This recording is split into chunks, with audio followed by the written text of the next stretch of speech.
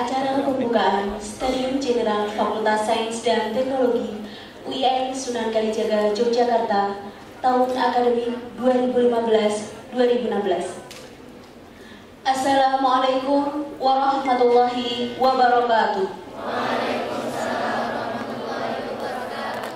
Alhamdulillahirabbil alamin. Wassalatu wassalamu ala asrofil anbiya'i wal mursalin Sayyidina wa maulana Muhammadin wa ala alihi wa ashabihi ajma'in. Amma ba'd. Yang terhormat Dekan Fakultas Sains dan Teknologi UIN Sunan Kalijaga, Ibu Dr. Maizer Said Mahdi, MSI. Yang kami hormati Bapak Ibu Wakil Dekan, Bapak Ibu Ketua Program Studi, Ibu Kabak TU, Bapak Ibu Kasubag TU, dan jajaran staf di lingkungan Fakultas Sains dan Teknologi UIN Sunan Kalijaga, Yogyakarta, serta seluruh mahasiswa baru yang kami banggakan. Puji syukur alhamdulillah senantiasa kita panjatkan kehadirat Allah Subhanahu wa taala atas limpahan rahmat, taufik, hidayah dan inayahnya, sehingga pada pagi hari ini kita bisa berkumpul dalam acara Stadium General Mahasiswa Baru Keluarga Besar Fakultas Sains dan Teknologi tanpa ada rintangan satu apapun. Sholawat serta salam hendaklah selalu kita panjatkan kepada Nabi besar Muhammad SAW, karena beliaulah suri tauladan kita dalam berakhlakul karimah, dan beliaulah khatibul anbiya, penyempurna ajaran agama Islam sebagai rahmatan lil alamin. Pada pagi hari ini, berikut susunan acara yang akan kita lalui bersama. Acara yang pertama, pembukaan. Acara yang kedua, kalam ilahi. Acara yang ketiga, menyanyikan lagu kebangsaan Indonesia Raya, dilanjutkan dengan himne UIN. Acara yang keempat, sambutan dekan. Dan acara yang kelima, penutup. Memasuki acara yang pertama, yaitu pembukaan. Marilah kita buka acara Stadium General bagi mahasiswa baru Fakultas Sains dan Teknologi UIN Sunan Kalijaga, Yogyakarta dengan bersama-sama membaca basmalah. Bismillahirrahmanirrahim. Semoga dengan bacaan basmalah tadi, acara ini dapat kita lalui dengan lancar. Amin. Berikutnya adalah kalam ilahi yang akan dibawakan oleh Saudari Teteh Reni Nur Fatimah, merupakan mahasiswa Prodi Pendidikan Fisika semester 5. Kepadanya dipersilakan.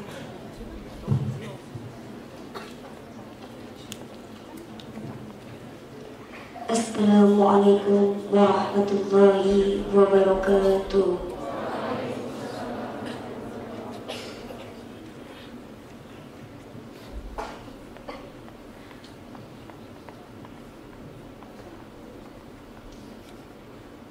أعوذ بالله من الشيطان الرجيم.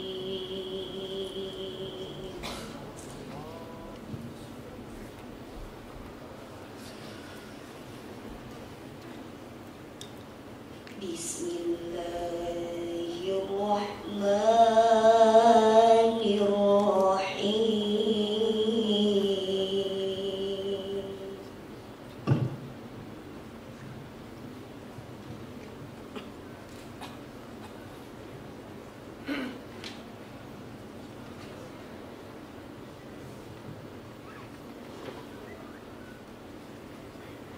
ولقد آتينا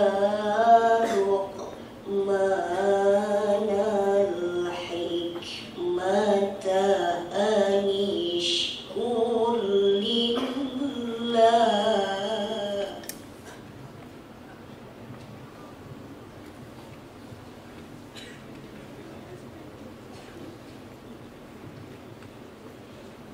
ومن يشكر فإنما يشكر لنفسه.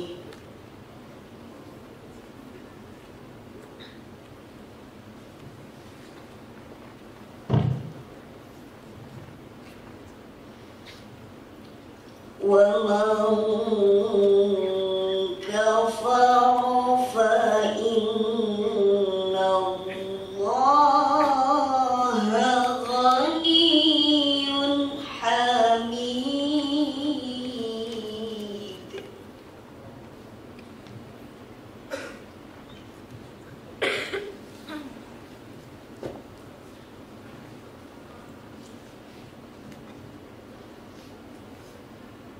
وإذ قال لقمان لابنه وهو يعظه يا بني لا تشرك بالله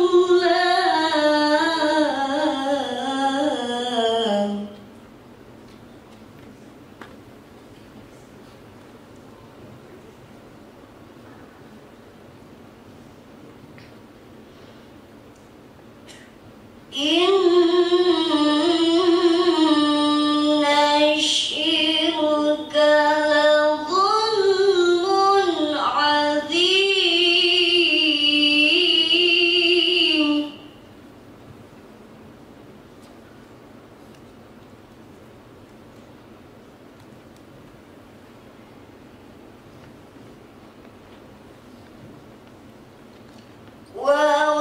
ووصينا الإنسان بوالديه حملته أمه وهنا على وهن وفصاله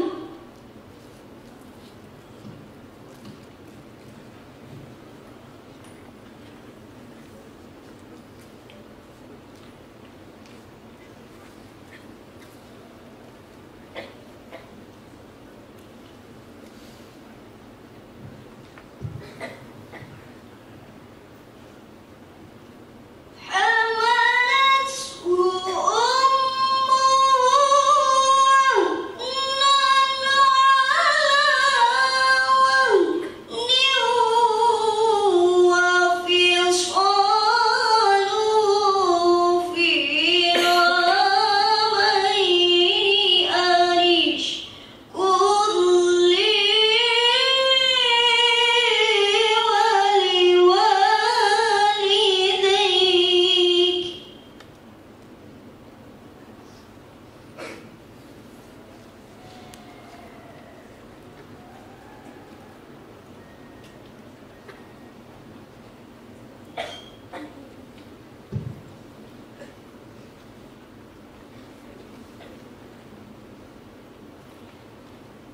إلي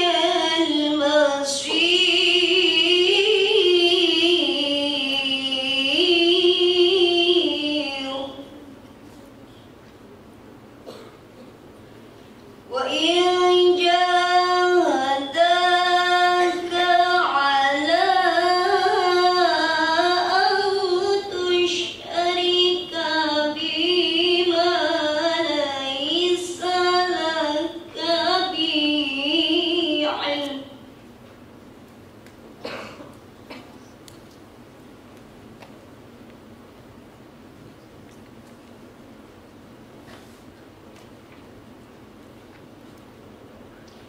وإن جاهداك على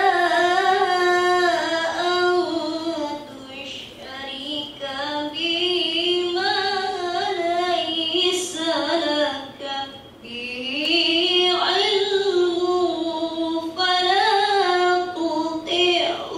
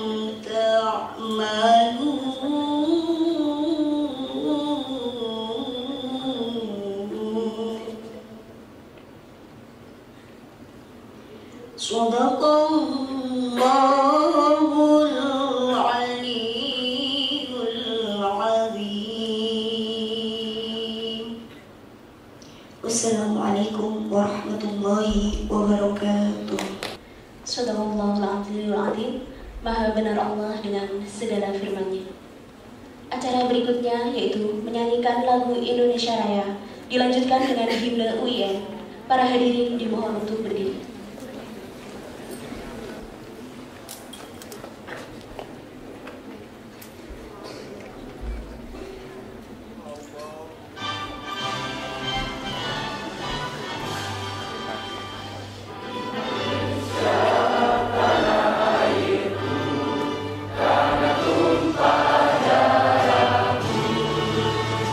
Di sanalah aku berdiri.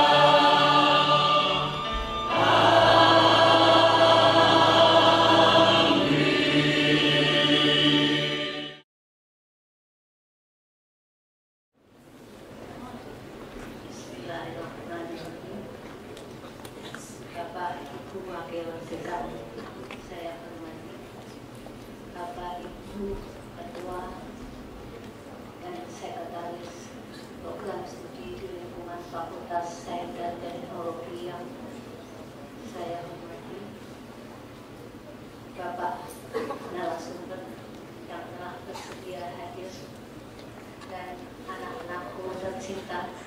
Assalamualaikum warahmatullahi wabarakatuh.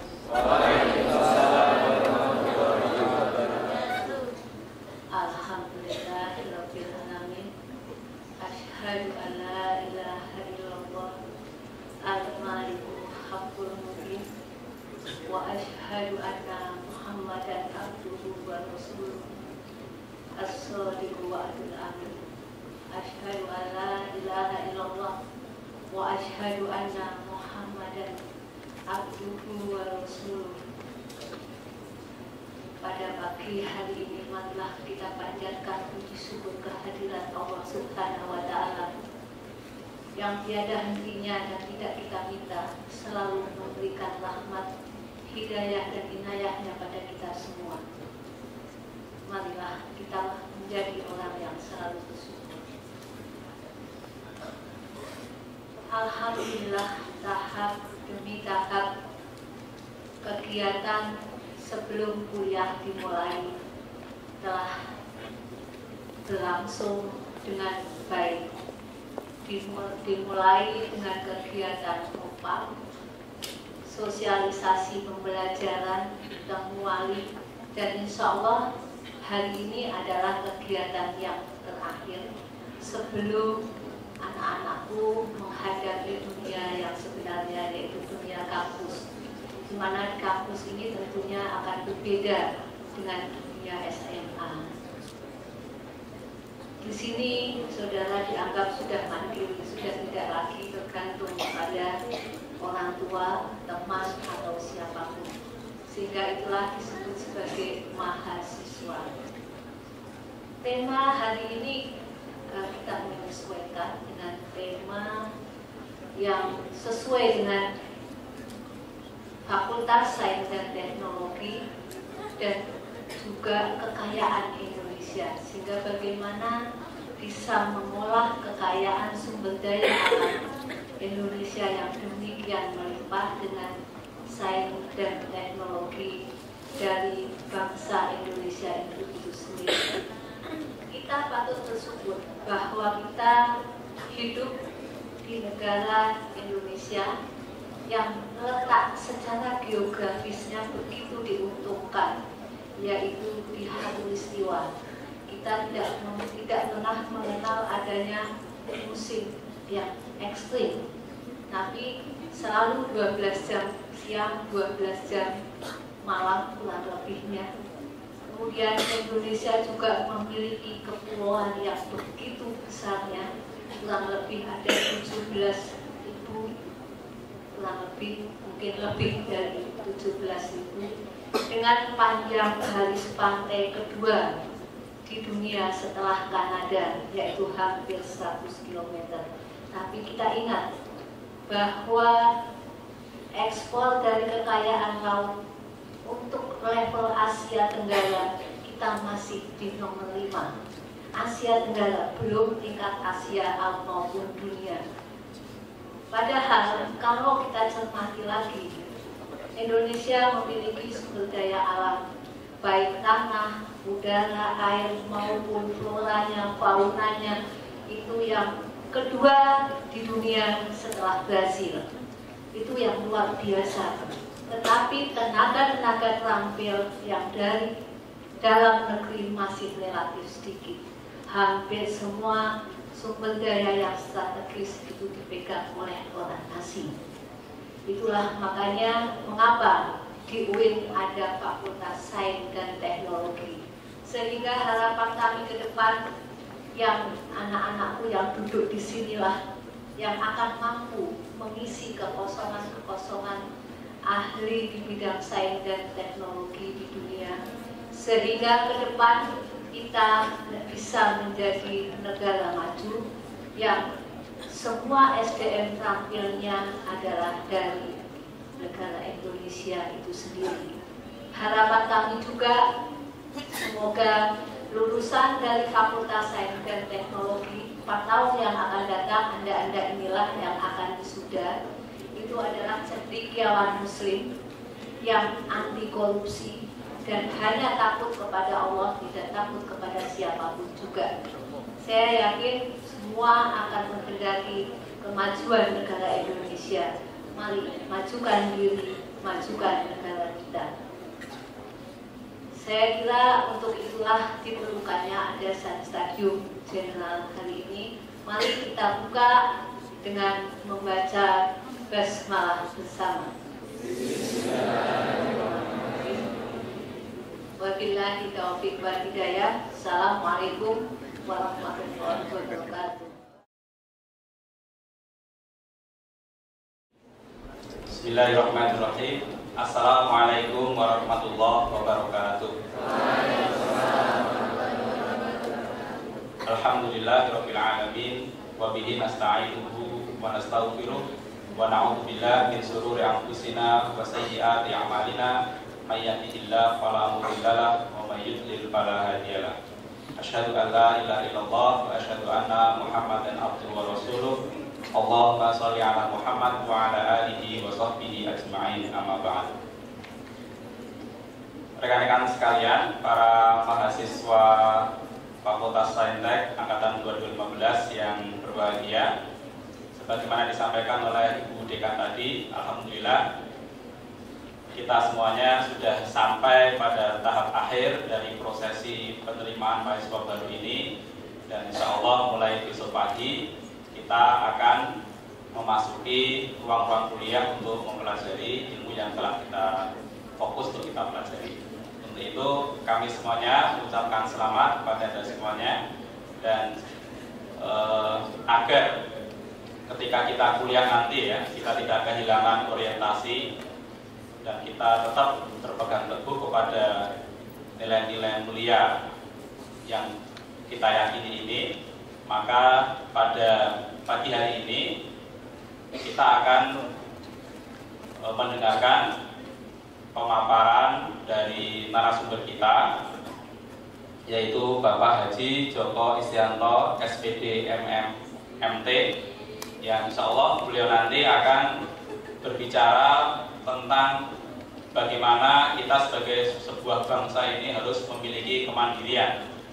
Dan salah satu kemandirian kita adalah kemandirian dalam bidang sains dan teknologi.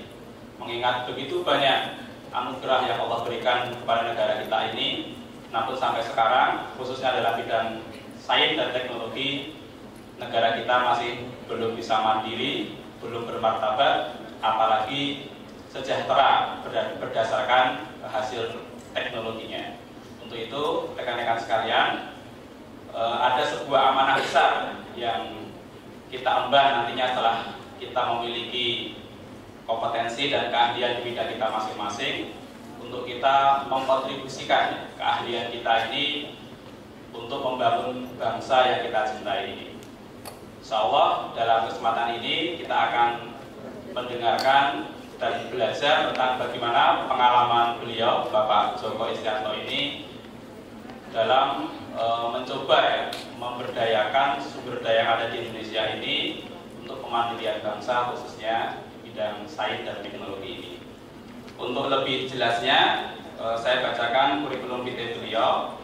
Beliau lahir di Klaten tanggal 7 Maret 1976 dan pekerjaan beliau adalah sebagai owner dari Pimax ya, yang alat-alatnya sudah ada di depan ini, dan nanti beliau akan menjelaskan lebih lanjut apa itu Pimax dan mungkin derivasi alat yang lain. Beliau juga mengajar di Kopertis Jawa Tengah di beberapa politeknik ya. Alamat beliau di Jalan Ahmad Yani nomor 94 Perdi Klaten, dan email beliau joko.istianto@yahoo.com. Riwayat pendidikan beliau SD 1 Negeri Klaten, kemudian SMP dan SMA beliau tamatkan dari SMP SMA Negeri 2 Klaten pada tahun 1995. Kemudian beliau melanjutkan di pendidikan teknik mesin UNJ. Setelah selesai, beliau melanjutkan di S2 Magister Manajemen STIE APB Surakarta dan juga S2 di Magister Teknik Universitas Islam Indonesia. Prestasi yang pernah beliau raih diantaranya adalah yang pertama, juara pemuda pelopor nasional pada tahun 2007. Selain itu juga juara pemuda andalan Nusantara tahun 2009. Dan yang tidak kalah membanggakan lagi adalah peraih rekor muri penghemat BBM terbaik se-Indonesia. Ini di antara 3 prestasi beliau yang ditulis, tentunya masih banyak prestasi yang lain. Pengalaman organisasi beliau diantaranya sebagai Ketua Koperasi Ikatan Alumni UNJ sampai dengan sekarang, Ketua Hima Teknik Mesin UNJ pada tahun 98, dan anggota Dewan Riset Daerah di Kabupaten Klaten.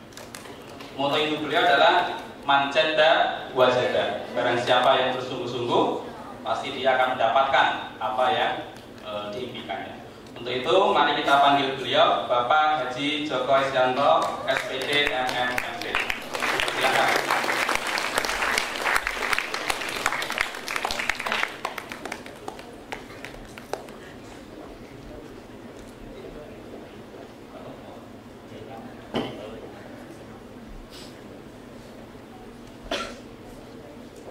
Waktu kami berikan sepenuhnya selama 45 menit ke depan untuk menyampaikan presentasinya, dan kemudian nanti kita lanjutkan dengan diskusi dan jawab. Mohon diperhatikan karena beliau menyediakan 5 buah door prize yang istimewa untuk teman-teman yang beruntung nantinya. Kepada Bapak Joko Isyanto kami persilahkan. Assalamualaikum warahmatullahi wabarakatuh. Alhamdulillahirabbil alamin, wassalatu wassalamu asrofil anbiya'i wal mursalin wa ala alihi wa sahbihi ajma'in. Asyhadu an la ilaha illallah wa asyhadu anna Muhammadan abduhu wa rasuluh. Yang saya hormati Ibu Dekan Fakultas Sains dan Teknologi UIN Sunan Kalijaga, yang saya hormati bapak-bapak dan juga ibu-ibu dosen serta staf pengajar maupun juga staf yang mendukung kegiatan di UIN Sunan Kalijaga, yang saya hormati para dosen dan juga adik-adik mahasiswa yang saya banggakan.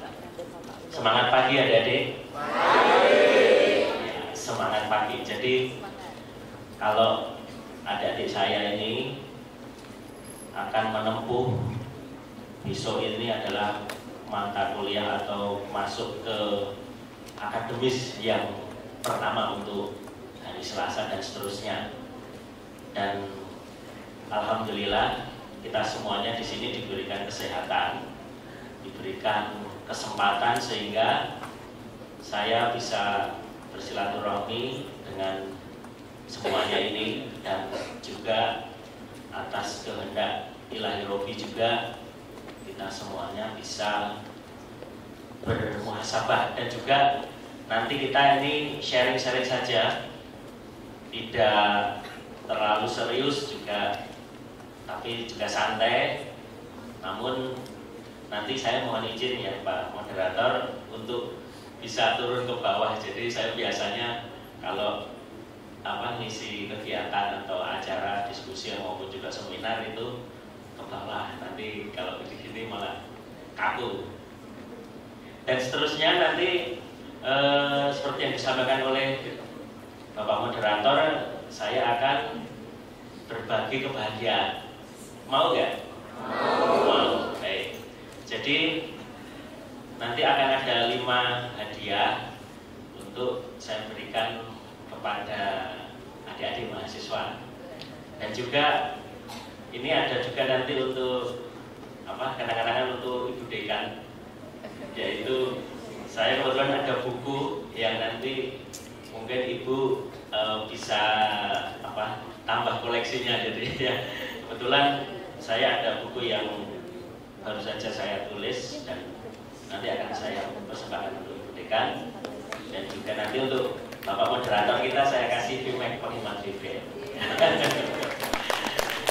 Jadi kalau orang bersilaturahmi itu kan tambah umur, tambah rezeki, tambah semuanya. Maka kita insya Allah kalau bersua atau bertemu itu akan berbagi kebahagiaan. Dan saya di sini kemarin diberikan tema Dan kalau temanya ya memang cukup berat kalau kita berbicara tentang keadaan Indonesia kita ini, karena sebagian orang ada yang optimis, ada yang pesimis atau skeptis. Dan saya berharap semoga kita tetap optimis bahwa Indonesia kita ini nanti bisa menjadi Indonesia yang benar-benar berkemajuan, Indonesia yang benar-benar nanti bisa menjadi nomor 1 di Asia bahkan juga di dunia. Amin. Amin. Jadi kalau di situ saya menyampaikan peran intelektual Muslim. Jadi insya Allah yang di sini semuanya Muslim ya. Ya, jadi kalau kita sudah dibaiat atau istilahnya kita sudah mengucap kalimat syahadat dan juga melaksanakan rukun-rukunnya, rukun Islam maksudnya, itu berarti kita sudah disebut Muslim. Tapi bagaimana supaya kita ini punya nilai plus? Kalau orang mungkin semuanya sudah melaksanakan rukun Islam, ya ada mungkin sebagian yang masih kurang, tapi semua berniat. Namun supaya Islam ataupun juga kita ini sebagai pengikut Rasulullah ini mempunyai kekuatan untuk bisa, kalau orang kita harus punya optimisme menguasai dunia. Jadi kalau tadi disebutkan oleh Bapak Moderator, saya ini adalah owner dari VMAC atau pemilik. Owner itu bahasa Londo atau bahasa Inggrisnya dari pemilik. Dan juga saya yang memiliki prinsipal dari paten dan juga merek dari VMAC. Kenapa saya bicara pentingnya kita sebagai orang Indonesia harus bisa menjadi seorang prinsipal?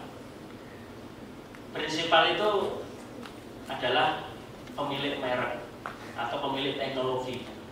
Kalau di Jepang ada Toyota, itu dimiliki oleh Toyota. Kemudian ada Matsushita, ada berbagai macam. Nah, kita orang Indonesia, kita mahasiswa UIN, ya, atau dan juga seluruh warga muslimin dan muslimat seluruh di dunia ini, bagaimana bisa punya merek ataupun teknik yang itu bisa menjadi pionir atau menjadi sebuah pelopor dari perubahan, bisa teknologi maupun perubahan sosial.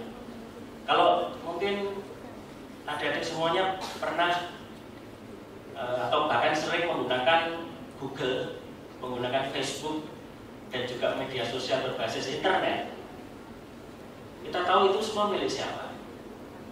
Itu milik bangsa yang ada di seberang sana. Dan kalau kita menggunakan jasa atau produk mereka, tentu mereka memiliki benefit, mereka mempunyai keuntungan. Nah, sekarang bagaimana itu bisa dikuasai oleh intelektual Muslim, intelektual Islam? Nah, caranya bagaimana? Kita ya mesti harus banyak belajar dan juga berkarya.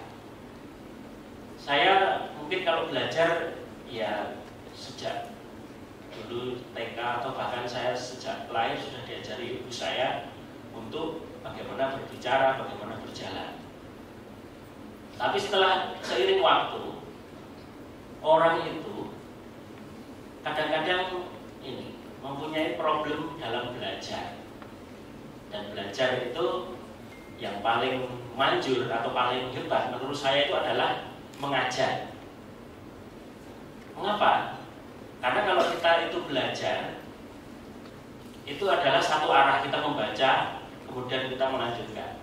Tapi kalau kita mengajar, itu ada transfer energi, maksudnya transfer knowledge-nya itu. Dan otomatis orang yang menyampaikan itu juga akan menjadi tambah pintar karena dia akan mengulas kembali yang sudah dia miliki di otak, lalu diucapkan kembali. Kadang-kadang dari suatu pembelajaran atau dari pengajaran itu akan ada ide-ide baru yang tidak terungkap manakala kita belajar membaca. Nah, maka ini saya ingin berinteraksi. Ini supaya nanti saya juga ada ide baru lagi. Ya, ada untuk mic-nya ya.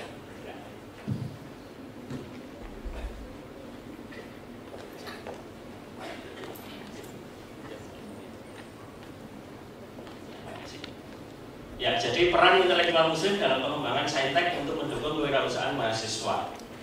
Sebenarnya sumber daya alam seperti yang dimaksud oleh Ibu Deka tadi sama, itu termasuk juga salah satu potensi yang kita miliki. Namun lanjutannya dari kalau kita punya kekayaan alam, sumber daya alam, itu harus bisa diwirausahakan. Kalau hanya disimpan saja, itu tidak akan menjadi potensi apapun. Dan itu mungkin nanti akan dikuasai oleh negara lain atau oleh prinsipal dari teknologi orang lain. Maka kalau kita bisa melanjutkan menjadi sebuah kewirausahaan dan kita bisa membuat suatu inovasi, maka itu akan menjadi nilai tambah, added value-nya di situ.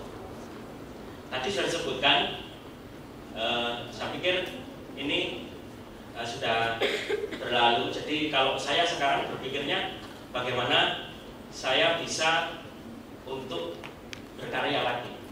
Mungkin pemuda pelopor nasional itu pertandingan atau semacam lomba para pemuda seluruh Indonesia lalu diadu gitu ya, diadu. Kalau kebetulan saya bidang teknologi tepat guna dan alhamdulillah saya dapat juara nasional. Kemudian pemuda andalan Nusantara atau pemuda andalan nasional ini adalah kumpulan pemuda pelopor seluruh Indonesia dari angkatan tahun pertama itu tahun 90-an atau bahkan sejak zaman Pak Harto dulu sudah ada kejuaraan pemuda pelopor rutin tiap tahun yang diadakan oleh Kemenpora.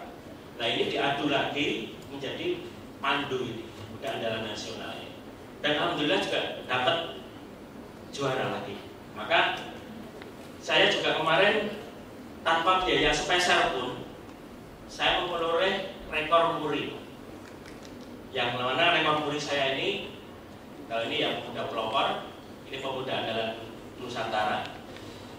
Ini rekor muri. Nah, ini kalau kita beli rekor muri, ibu-ibu bapak-bapak, itu 25 juta belum tentu boleh. Artinya biayanya mahal untuk mendatangkan orang ini, untuk mendatangkan Jaya Suprana itu dia tidak mau memakai kendaraan darat.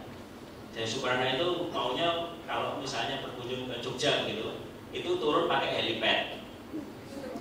Nggak mau nginjak bumi, istilah katanya seperti itu. Maka saya sangat beruntung. Saya dinominasikan oleh Jaya Suprana tanpa biaya sepeser pun, dan saya langsung dapat penghargaan dari beliau. Ya. Kalau mungkin ada gubernur, bupati itu mau dapat rekor muri, ngumpulin orang banyak, bayar, lah dapat. Itu pun yang datang bukan Jaya Suprana. Ini saya nggak pakai biaya, saya disuruh datang ke tempatnya dia, gratis. Kalau VMAX, mungkin saya ingin bercerita sedikit bahwa ini ada filmnya, tapi saya ya, sedikit aja. Kalau bercerita sambil mungkin ada filmnya nanti menjadi menarik kalau di stand.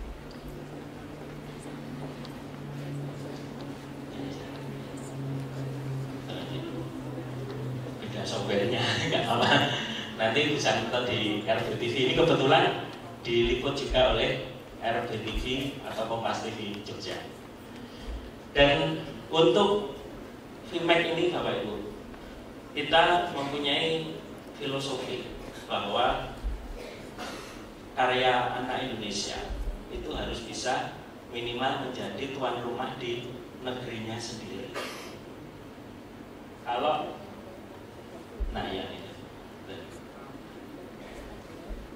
kalau kita bisa menjadi tuan rumah di negeri kita sendiri, berarti kita bisa mengambil sumber daya, baik itu sumber daya alam maupun juga sumber dana. Ini salah satu kegiatan kami. Kalau suaranya ada sama saya, Mas. Ini Penghemat BPL juga mengembangkan teknologi mobil listrik. Mungkin ibu-ibu, bapak-bapak, adik-adik saya semuanya pernah naik mobil listrik? Belum ya? Nah, ini salah satu kegiatan dari kami di tim VMAC. Ini adalah merancang mobil listrik yang kemarin tahun 2014 kita mendapat juara pertama untuk Mandala seluruh Indonesia. Ya memang ini tangga sebelah ini saya, tapi kan sama. Saya nanti mencoba untuk siapa tahu bisa kita bekerja sama untuk bisa menjadi sains dan teknologi dan real, artinya bisa diterapkan. Jadi kalau kami di VMAC selain teknologi hemat bahan bakar, ini juga sekarang ini merancang mobil listrik. Mobil listrik kami ini sangat murah karena kita desain nanti hanya harganya sekitar 10 juta. Dan mobil listrik ini lokal kontennya sangat tinggi, yaitu 80% adalah dalam negeri. Jadi nanti tidak perlu tergantung lagi kepada luar negeri. Yang sekarang kita laksanakan ini adalah prototipe. Dan prototipe ini ibaratnya adalah suatu produk yang nantinya akan menjadi cikal bakal gitu ya. Dan kami bekerja siang malam untuk membuat sesuatu yang murah namun awet dan juga tidak merepotkan. Artinya kita berkaca seperti produk Jepang.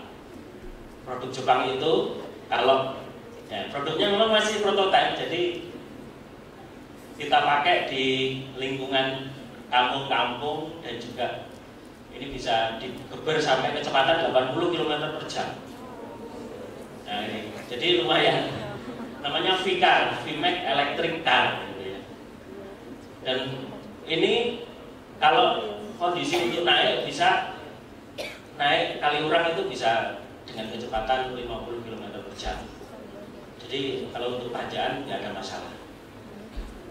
Dan V-Car ini atau VMAC Electric Car ini juga mempunyai kandungan bahan-bahan yang bisa didapat di pasar, di umum gitu. Dan kita mencoba untuk membuat dengan murah, mudah, dan awet. Nah, karena sebenarnya VMAC ini adalah filosofinya merupakan suatu konotasi dari kalau ibu-ibu, bapak-bapak, adik-adik pernah pakai merek Philips.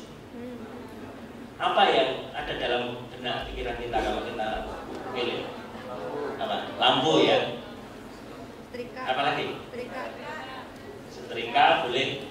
Tapi yang paling melekat di brand Philips itu adalah hemat energi. Iya kan? Kalau orang beli Philips walaupun agak mahal sedikit tapi hemat dan awet. Nah, VMAC itu mempunyai cita-cita seperti Philips-nya Indonesia. Ya entah suatu ketika kalau Allah mengizinkan kita bisa produksi semua hal yang berhubungan dengan teknologi. Dan produksi kita ini yang kita pakai adalah produksi dari anak-anak kita sendiri, orang Indonesia. Jangan mengadop teknologi Cina, mengadop teknologi luar. Ya boleh mengadop dalam arti mempelajari, melaksanakan modifikasi, tetapi kita harus punya lokal konten yang tinggi untuk Indonesia. Dan kalau kita mampu, maka seperti yang dicita-citakan oleh Ibu Deka tadi, kita bisa punya suatu negara yang kuat. Kalau orang bilang itu baldatun, toyibbatun, warbun, gofur ya. Ini kan sebuah cita-cita yang di Quran itu juga diidam-idamkan. Dan bagaimana caranya? Ya kita harus bisa mencapai itu dengan teknologi. Jadi maaf kata, kalau ini sudah itu dibaliknya lanjut lagi dimatikan. berikan kembali yang sudah tadi. Jadi kalau kita sudah punya produk dan kita mampu meraih masa depan itu dengan teknologi dan juga ilmu pengetahuan, makanya di kampus ini sudah tepat ada sains dan teknologi, saintek, ya. Dan itu adalah kunci dari keberhasilan suatu negara untuk maju. Tidak mungkin kita bisa maju melawan negara-negara di barat sana kalau kita tidak menguasai teknologi. Dan teknologi yang dikuasai itu harus mampu dipakai. Tidak hanya teknologi dimiliki oleh kaum intelektual saja. Maka banyak sekali proposal-proposal di kampus yang menumpuk. Bahkan ada sebuah pameo guyonan orang Indonesia bisa ke bulan dengan tumpuan proposalnya, gitu ya. Jadi proposalnya sudah bisa sampai ke bulan, tapi orangnya belum nyampe, gitu. Nah, nanti kalau kita mampu untuk menguasai teknologi, insya Allah itu sampai. Nah, teknologi ini ya teknologi mudah dan bisa kita laksanakan dan bahan-bahannya ada. Kita ada teknologi VMAX combo untuk mobil dan motor. Ini alat penghemat bahan bakar. Jadi ini adik-adik yang mungkin masih fresh dari SMA atau dari SMK, kan tidak pernah terpikir ya, apakah mungkin produk teknologi Jepang ataupun Eropa itu bisa dihemat. Nah, ini saya bekerja melawan mitos itu. Mitos di masyarakat kan, oh iya iso mau Indonesia iso ngirit mobil gitu. Bener ya? Ada skeptis. Tapi ini teknologi bisa dibuktikan dengan ilmiah dan juga dipakai di lapangan, artinya diaplikasikan. Jadi nyatanya bisa gitu. Dan saya memperoleh penghargaan berbagai macam itu juga dengan VMAX ini, dengan teknologi hemat bahan bakar mobil dan sepeda motor ini. Ini salah satu aja informasinya. Jadi kalau mobil motor boros, BBM-nya boros, mesinnya ngelitik, VMAX ini solusinya. Kemudian kalau saya tadi bercerita tentang kita bisa menguasai bangsa Indonesia. Alhamdulillah VMAX tidak hanya di Indonesia Bapak Ibu dan adik-adik, kita bisa ke luar negeri. Orang Islandia pakai VMAX. Islandia itu gimana? Islandia itu kalau adik-adik pernah ke UK, ke Inggris pernah? Belum pernah ya? Ke London juga belum pernah? Pernah, tapi pas nonton ini bola ya. Kalau ada pertandingan MU nanti malam ada dari mana itu tahu. Para fansnya pada sedih ya, kalah. Jadi berprestasi hingga luar negeri. Alhamdulillah tidak hanya dipakai oleh orang kita sendiri, tapi juga orang Islandia itu negara di sebelah baratnya Inggris. Itu masuknya wilayahnya adalah iklimnya sudah subtropis parah. Maksudnya subtropis parah itu 8 bulan itu bisa musim dingin. Mengapa mereka pakai VMAX? Itu karena begini. Dalam keadaan musim dingin, suhu di atas di bawah 0 derajat, itu bahan bakar bensin solar itu susah di starter, bahkan membeku, hampir membeku. Nah, VMAX itu tadi kan ada teknologi untuk memanaskan BBM tadi ya. Dan itu bisa menolong mereka. Suatu ketika orang Islandia itu datang ke Jogja. Nanti saya tunjukkan ada momen. Dia datang ke Jogja, ke sini, kemudian saya ajak jalan-jalan ke Solo, ke tempat Merapi dan lain sebagainya. Mereka senang sekali karena wah di Indonesia enak ya. Setiap hari adalah matahari. Di sana musim dinginnya 8 bulan dan musim dingin minus di bawah 0. Jadi kita bisa bayangkan. Maka VMAX ini menjadi sangat dibutuhkan. Dan karena kami menjualnya dalam rupiah, ini termasuk juga foto kami ya. Kita di website VMAX itu menjualnya dalam rupiah. Bukan karena apa-apa, sebenarnya rugi juga sih, dolar makin tinggi-tinggi ya. Tapi karena cinta produk Indonesia. Apa bedanya kita sebagai pemuda program nasional? Jadi Indonesia punya rupiah ya harus kita hargai sendiri. Kalau semua pakai dolar, habislah kita. Dan VMAX juga dipakainya tidak hanya di Islandia, ada di Malaysia, ada di Thailand, mana itu negara-negara dekat dengan kita. Tapi yang paling ekstrim jauh tadi adalah Islandia, dimana kalau kita naik pesawat itu 27 jam. Kita berangkat hari Rabu sampai sana hari Kamis malam. Dan itu sangat-sangat melelahkan kalau perjalanan ke Islandia. Terus selanjutnya, kalau VMAX liputan-liputan sudah sering.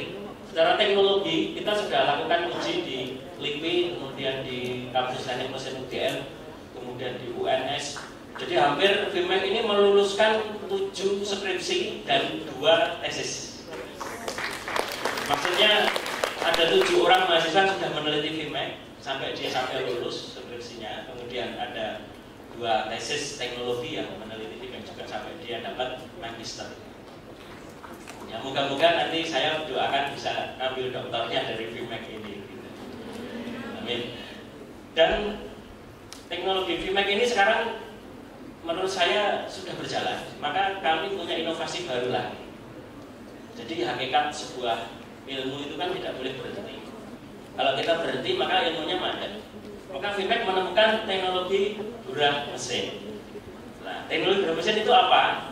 Ini saya bersama adik saya ini yang membantu. Tolong dia disiapkan ininya. Jadi ini bukan peragaan kayak apa sih, kayak sales apa gitu ya. Enggak, ini saya nggak mau jualan. Di sini saya hanya ingin menunjukkan kepada adik-adik semua bahwa teknologi itu harus diterapkan dan harus bisa dinikmati oleh orang lain. Tidak hanya menjadi tulisan-tulisan yang itu mewarnai lembar-lembar dari ini kurikulum vintage saja.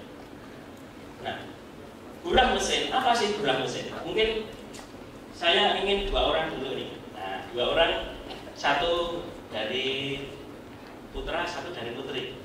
Tentang apa itu burah mesin? Maksudnya bukan burah mesin, saya mau tanya persepsi. Satu orang cowok, satu orang cewek, satu. Siapa yang mau hadiah nggak? Ayo maju mau hadiah. Ini sudah saya siapkan. Yang cewek silakan. Iya. Namanya siapa? Assalamualaikum warahmatullahi wabarakatuh. Nama saya Nabi Mustafa dari Prodi Teknik Informatika. Teknik Informatika. Ya, jadi Mas asalnya dari mana? Banjarnegara. Wah, daerah itu jauh ya. Kamu pernah dengar kata-kata burah? Burah itu pernah persepsi apa? Kalau burah di daerahku itu membersihkan yang di tenggorokan itu, misalnya ada Pilak-pilak, ya, kotoran-kotoran di dalam ya, tenggorokan, ya, paru-paru itu keluar semua ya. Itu namanya burah. Ya. Kalau burah mengusir ya. Jadi ada masukan cair gitu ya. Iya. Ya. Jadi karena adiknya sudah berani maju, ini saya kasih hadiah. Kamu gabungannya di sini tadi. Satu lagi saya minta yang mbak-mbak atau yang putri.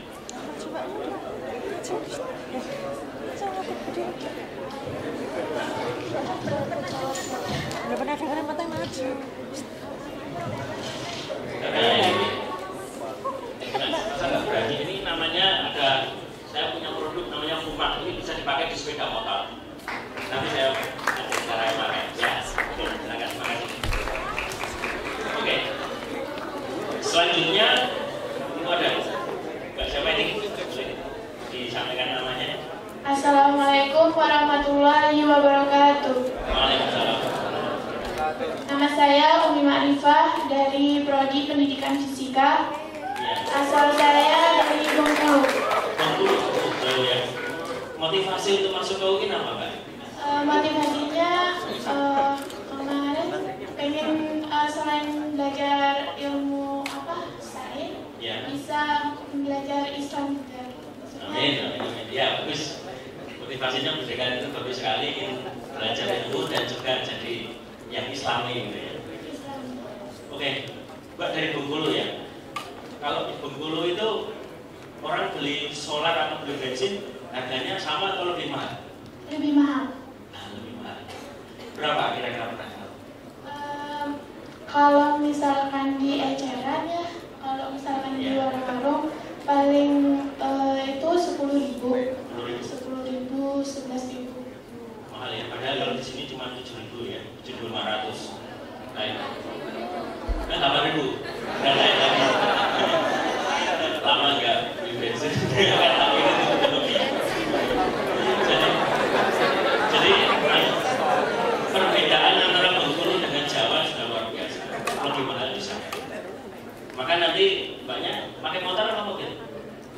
Kemarin kesininya pakai pesawat.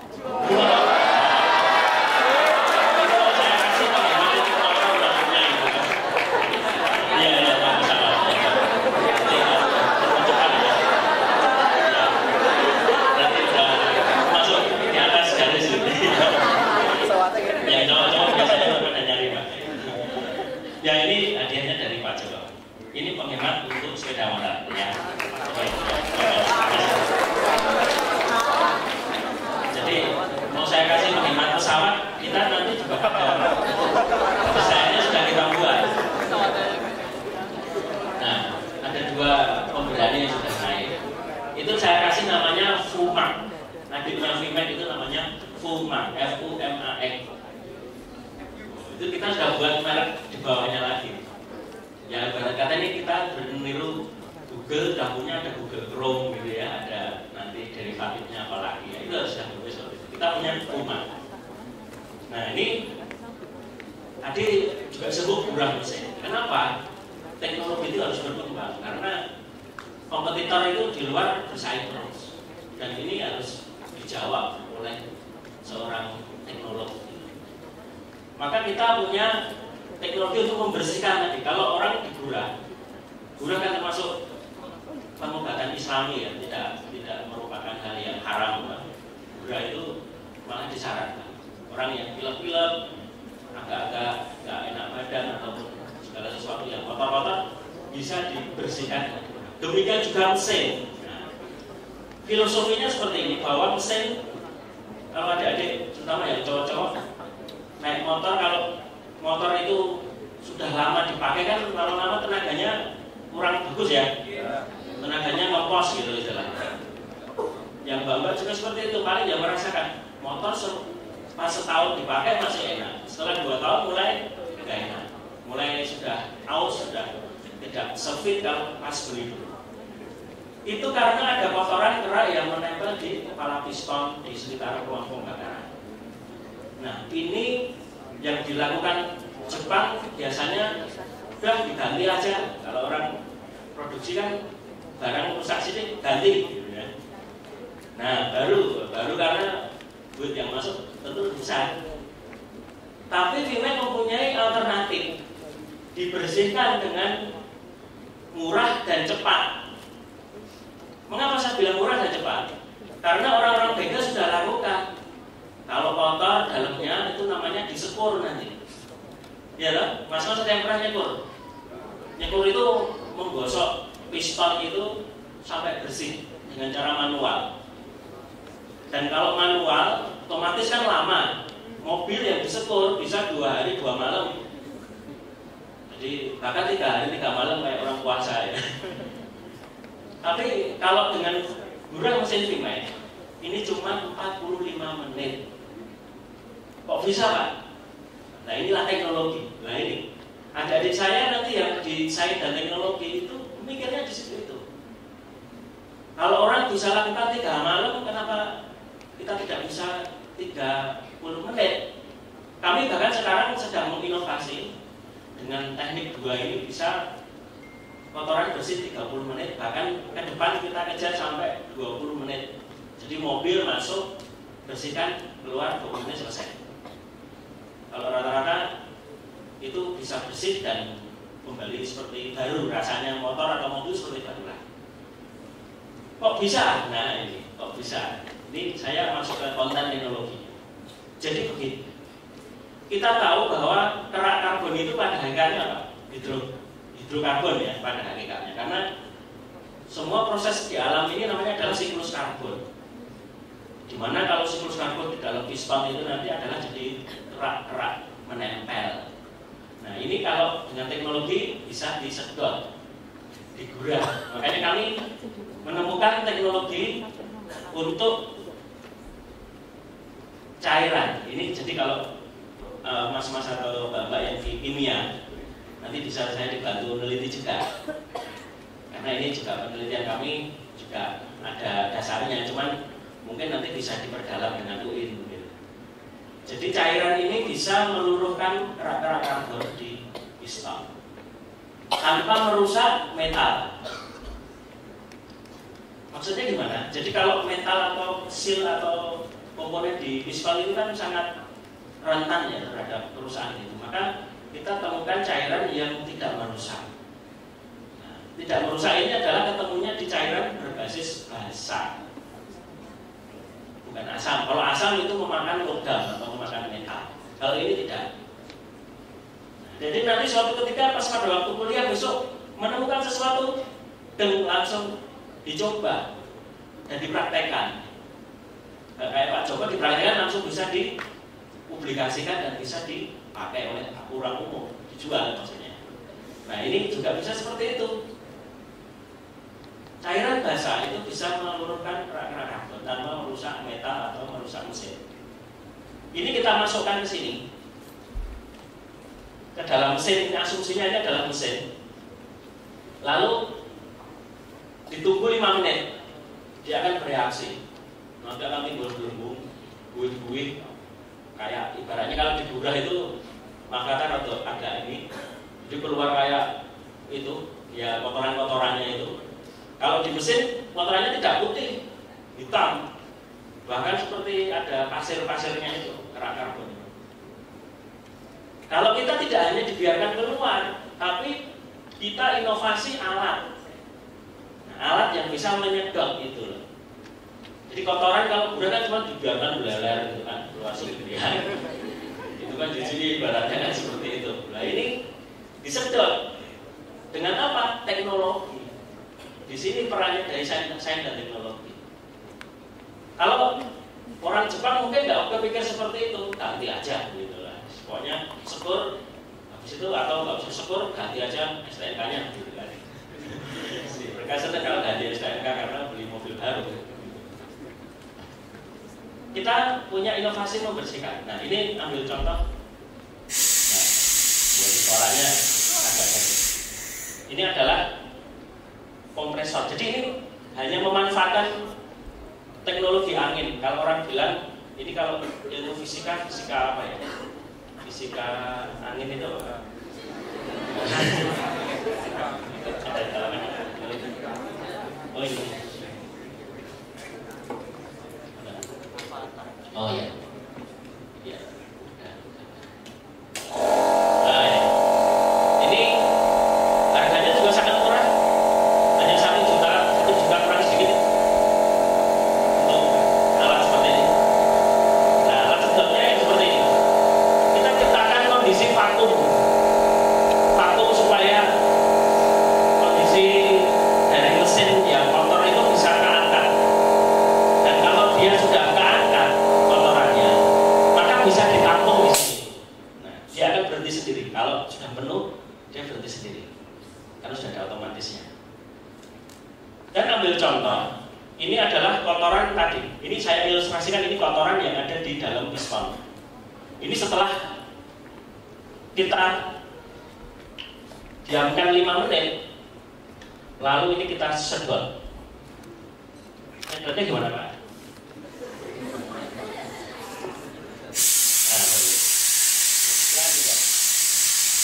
Jadi ini asumsinya adalah kotoran. Nah, dia akan keluar sedotannya.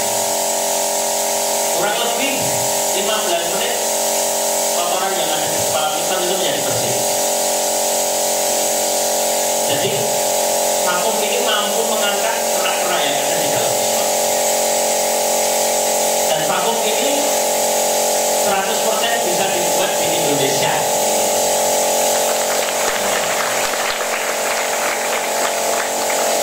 Jadi kita tidak perlu produk luar negeri minded.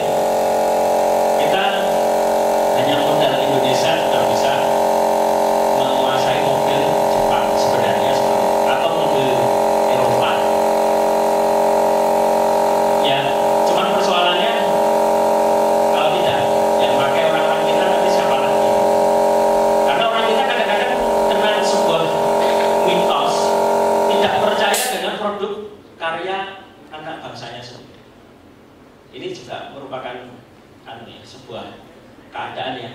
faktor penghambat kemajuan kita.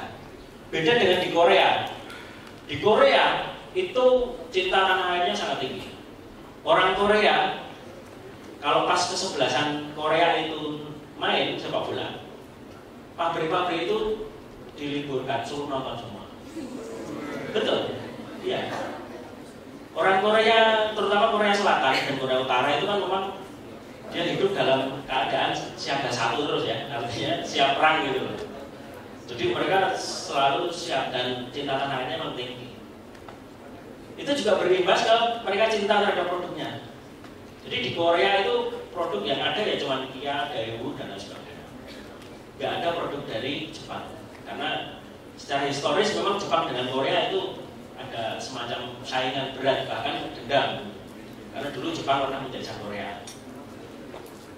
Tapi kalau Indonesia malah kebalikan. Indonesia pernah dijajah Belanda, tapi orang kita bangga dengan Philips. Bener nggak? Lo beli di warung, di toko lampu, apa enggak? Philips aja. Tapi ya itulah, kita sudah terlanjur kena itu tadi, sebuah virus ya istilahnya. Orang Belanda tentu melihat orang Indonesia memakai produk Philips, mereka senang sekali. Bahkan kadang-kadang saya pernah ngobrol dengan orang Belanda. Orang Belanda itu kesini, itu dalam hati kecilnya itu pernah berpikir, aku yang misalnya ada perang dunia ketiga, Indonesia tak balik di mana. Artinya dia akan ingin kembali ke Indonesia lagi. Benar itu. Dalam hati kecilnya itu masih merasa itu masih dulu miliknya. Makanya Belanda belum mengakui kemerdekaan Indonesia. Itu karena ada seperti itu. Nunggu perang dunia ketiga. Makanya ini Indonesia harus hati-hati terhadap seperti itu. Ini istilahnya geopolitik ya. Kalau geopolitik ya saya bukan bidangnya, tapi sedikit-sedikit paham. Kita sekarang ini zonanya adalah zona perangnya perang ekonomi. Tidak lagi perang dengan nuklir atau Hiroshima Nagasaki zaman dulu. Tapi ya suatu ketika bisa terjadi juga seperti itu. Maka ya ini terlalu yang masih banyak spekulasi-spekulasi. Tapi kita harus tahu bahwa besok kita tetap harus makan. Maka Indonesia harus bermandiri, harus bisa menguasai sumber daya alamnya sendiri. Nah, kembali ke tema bahwa kalau kita ini mampu untuk menghasilkan sebuah karya atau adik-adik saya nanti bisa untuk menghasilkan suatu penelitian itu yang bisa menjadi sebuah profesi. Jadi kalau saya ini ceritanya agak keblasok ceritanya gini. Jadi dulu kalau orang tua itu kan mesti cita-citanya anaknya pengen jadi orang yang bekerja di sektor formal ya, berangkat pakai seragam, pakai sepatu gitu. Nah itu seperti itu. Tapi itu adalah wajar, orang tua mesti cerita seperti itu. Alhamdulillah saya juga nuhuni dawuh orang tua saya. Ya pokoknya saya ya tetap mengikuti kuliah, lulus dan bekerja di sektor formal. Akhirnya saya ya diminta untuk ngajar di Politeknik Manufaktur di Kuala. Ya agak-agak enak tidak seberat Bapak Ibu dosen di sini mungkin, karena kalau dosen di sini kan harus istilahnya siaga satu terus istilahnya kan sebagai penjaga gawang di sini. Kalau saya karena seminggu paling ngajar sekali, 2 kali, jadi enggak gitu. Ini bisa mengembangkan sektor yang lain ini, yaitu sektor Primek dan Pramusim tadi. Adik-adik saya pun juga nanti bisa seperti itu. Maksud saya bisa seperti itu begini. Tetap kewajiban nomor 1 ya. Kalau mungkin adik-adik saya ada yang mungkin nanti jadi PNS atau mungkin jadi seorang wira swasta atau karyawan swasta atau bagaimana, itu boleh. Tapi suatu ketika bahwa kita harus tahu 99 itu rezeki itu adalah kewirausahaan juga. Nah ini saya yang cerita tadi adik-adik yang tadi naik pesawat ya. Dan untungnya agen saya yang di Islandia itu adalah seorang pilot. Jadi dia bolak-balik Jakarta, Jeddah, ke Islandia itu gratis, sehingga Primek harganya yang hanya ratusan ribu sampai ke sana itu masih murah. Saya bayangkan kalau saya kirim bersama ongkos kirimnya harganya bisa mahalnya bisa 3 kali lipat. Tapi karena agen saya ini Mr. John Gunnarsson ini adalah orang Islandia. Jadi udah ke Jogja, dia senang sekali ke Jogja dan ya pokoknya kalau orang luar itu di Indonesia itu kayaknya kayak gumun gitu ya, apapun yang di sini. Iya, saya kemarin lihat di Turban itu orang bule itu moto jalan, moto apa itu jalan kumuh-kumuh itu dipoto. Ya mungkin dalam hati mereka ya inilah untuk pamer waktu sampai Indonesia. Sama seperti kita juga kalau ke luar negeri ya selfie gitu ya, atau ke tempat yang rada-rada aneh-aneh begitu selfie, ini diupload gitu. Ya itu wajar. Ini Mr. Jaga kita. Saya juga, ini ceritanya juga untuk mewadahi bakat.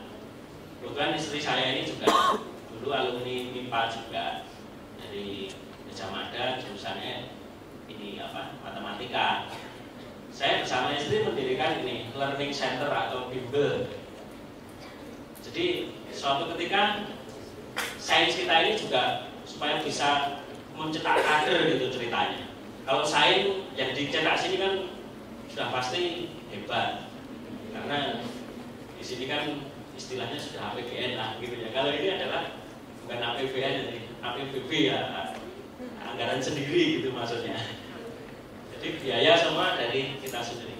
Bimbel Sains ini adalah kita bagaimana bisa untuk mencetak kader-kader saintis muda, saintis Islami.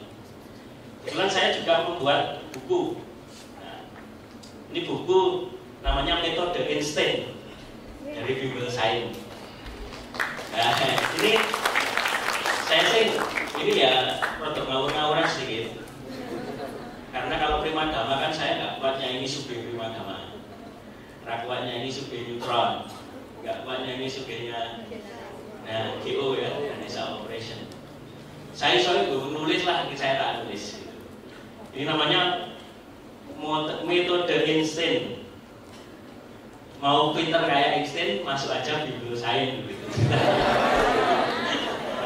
Tapi ini terlepas ideologi Einstein loh ya. Kalau di sini agak sensitif bicara Einstein itu loh. Einstein itu orang biasa. Kita melihat dari sosok dia seorang fisikawan, seorang peraih Nobel dan penemu yang hebat. Einstein. Ya. Maka kalau Indonesia punya Einstein ada 5 aja, nggak usah 5, ada lagi Einstein seperti Habibie gitu lah. Itu saya kira ada kemajuan yang signifikan. Lalu juga ini punya cerita. Hobinya kan ngomong kayak gini. Kita juga mendirikan radio. Radionya masih radio komunitas, namanya Radio Sains. Mungkin kalau di sini bisa Radio Sains dan Teknologi gitu ya sudah. Ya di situ membahas sedikit tentang bagaimana teknologi, bagaimana pendidikan kayak gitu. Jadi sesuatu itu yang bisa ini ya, bisa dinikmati oleh seluruh lapisan. Karena kadang-kadang kita pinter itu banyak dipakai sendiri Pak. Orang pintar itu rata-rata introvert. Saya termasuk tidak pintar, saya mengakui itu, saya tidak pintar. Karena orang pintar itu biasanya pendiam, tutup buku, introvert gitu. Itu pasti seperti itu. Nah, kita hanya sedikit misalnya mengangkat otak kanannya sedikit aja. Otak kanannya biar agak imbang dengan otak kirinya. Otak kirinya terlalu berkembang pesat, otak kanannya kurang. Nah, ini diimbangkan aja. Karena basisnya dia udah mikroprosesornya udah intelnya udah i7 ya, mungkin sudah istilahnya multi purpose lah, multitasking semua bisa. Tapi otak kanannya nggak pernah dipakai. Jadinya gimana? Ya nggak imbang. Maneman multitasking Intel Pentium udah Intel 7 hanya dipakai untuk itu saja. Nah, kita buat juga Sains Radio. Ke depan juga mau buat pengennya sih Sains TV atau apa. Ini tadi yang untuk menggunakan mesin tadi, sudah penjelasannya praktiknya tadi. Ini buku saya, gambarnya seperti itu. Tapi kalau ini saya pikir nanti terlalu mendalam. Saya kayaknya ini adik-adik lebih senang dialog ya, ngobrol-ngobrol gitu ya. Mungkin ada yang, karena kalau ini saya bahas, ini tentang bagaimana keadaan negara ini. Nanti membuat rada pesimis dan Karena banyak yang bergantung ingin jadi PNS, ingin ini tapi harus menjadi wirausaha. Tapi karena adik saya ini adalah mahasiswa baru, kalian adalah belajar dulu. Raih IP tertinggi, lulus dengan tercepat, terbaik, lalu setelah itu kerjakan sesuai planning yang mungkin Pak Joko tadi beri arahan. Tapi ingat selalu bahwa kalian berangkat dari rumah, pamitan orang tua ke Jogja mau apa? Kuliah. Berarti targetnya pulang harus bawa ijazah, jangan ijazah ya. Biasanya baru Pak itu kan gimana gitu? Ada ijazah dan ijazah gitu. Juga apa kalau bagus kalau bisa. Tapi biasanya nanti orang tidak bisa multitasking nanti kabut aja. Satu-satu dulu, tanggung jawab pada orang tua dulu. Belajar, target lulus cepat, nilai bagus, dapat penelitian yang baik. Syukur nanti bisa menemukan sesuatu. Nah, nanti bisa bergabung ke komunitas saya tadi, komunitas saya. Kalau saya ada di mana? Kalau di Bapak Moderator Pak, kan saya tinggalnya di Klaten, tapi saya lebih banyak juga di Jogja. Sebenarnya saya di Karangmalang Blok A4 sih. Ada yang pernah ke Karangmalang? Ya, Karangmalang Blok A nomor 4 itu di sebelah Hotel UNY. Jadi di sana ada teman-teman di bidang sains dan teknologi. Yang termasuk tadi yang membuat mobil listrik tadi di sana. Nah, mungkin kalau di sini di seputaran Timoho sini juga bisa juga nanti dibuat semacam kelompok seperti itu. Dan kalau untuk kelompok teknologi itu mampu untuk menggugah semangat belajar. Kenapa? Karena kalau adik-adik ini mampu untuk meraih juara suatu lomba, maka akan bisa menjadi motivasi untuk belajar. Contohnya, saya ingin bercerita sedikit waktu saya dulu ikut lomba karya tulis ilmiah. Jadi adik-adik saya besok ini akan banyak kejuaraan, baik LKTI tingkat provinsi, bahkan tidak provinsi, tingkat kampus mesti ada seleksi, kemudian tingkat provinsi DIY, lalu tingkat nasional. LKTI itu biasanya di forum namanya PIMNAS, Pekan Ilmiah Mahasiswa. Saya dulu beberapa kali langganan PIMNAS itu, dan kalau ukur kemajuan suatu kampus bidang penelitian itu adalah kejuaraan PIMNAS. Maksudnya penelitian mahasiswa, ya, bukan di dosennya, mahasiswa itu PIMNAS. Nah, adik-adik kita di UIN ini kan kayaknya wajah-wajahnya cerah-cerah ini ya.